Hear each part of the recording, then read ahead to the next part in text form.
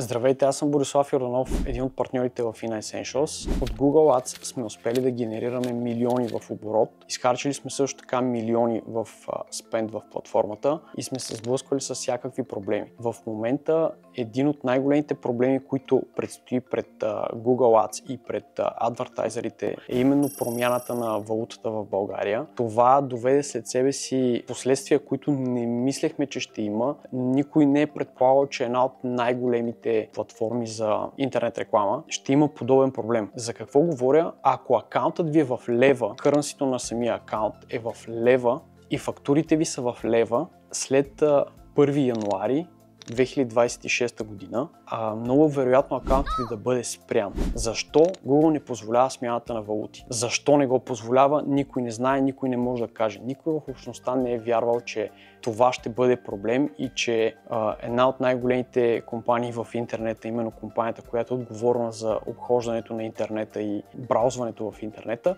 няма да може или няма да разработи функционалност, която да позволи акаунта ви да смени валутата си. Това след себе си води много негативи, както ако някои от вас знаят, че learning кърва на акаунта е едно от изключително важните неща и едно от най-важните аспекти на Google Ads е именно колко много дейта има вашия акаунт и с колко много дейта вие може да разполагате и да работите. Нашите акаунти, поне тези, които са в лева, имат огромно количество дейта, милиони в конверсии, както и в conversion value. Как може да се справим с този проблем и как може да минимизираме? Ние не можем да избегнем този неприятен ивент, но как може да минимизираме въздействието му върху акаунта си, какво ние ще правим в Ina Essentials и какво бих препоръчал на всеки един рекламодател, който има акаунт в лева да направи, а именно да създаде MCC акаунт, т.е. Master акаунт, в който да реквестне достъп към акаунта си. Реквествайки достъп от акаунта си, акаунта му ще застане под неговия MCC акаунт.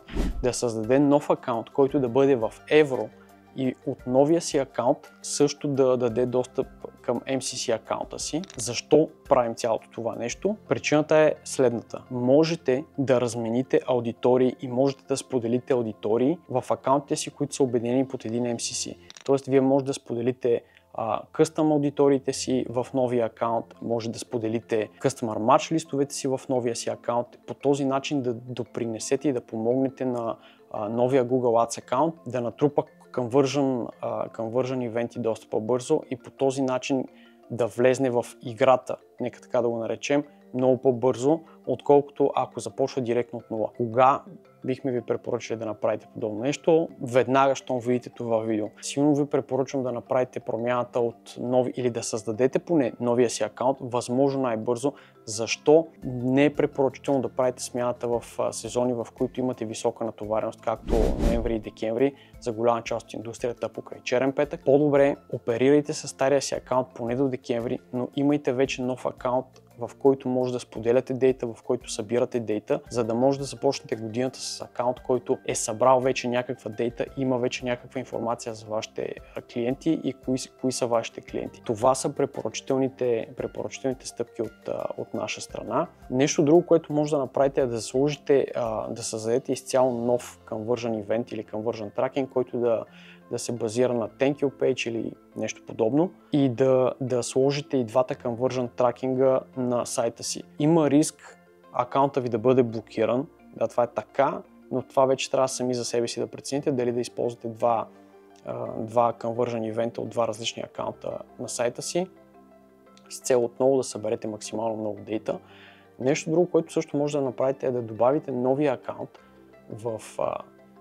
да свържете новия акаунт с вашето GA4 property, т.е. Google Analytics 4 property и да започнете да споделяте аудиториите от стария си Google Analytics в новия си Google Ads. Това отново ще помогне на Google Ads да влезе в час много по-бързо с вашите клиенти, много по-бързо да разбере кои са идеалните ви клиенти и прочие бенефити от това. Това видео няма да бъде дълго. В нашото Google Ads Society, където може да намерите долу в описанието, може да намерите много повече подробности, много повече подробна информация за това как да направите транзишъна. Бих искал да държа тези видеа кратки и образователни, за да може всеки един от вас да помогне максимално много на максимално много хора.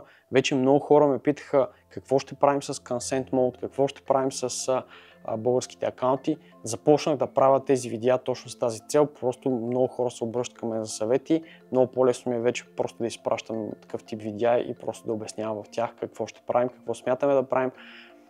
В нашото Google Ads сайт също така организираме общи срещи, където дискутираме различни стратегии за Google Ads, различни стратегии как да експандвате акаунта си, как да придобивате нов бизнес чрез Google Ads. Всеки един от вас е добре дошъл в него. Ще се радвам да се видим там.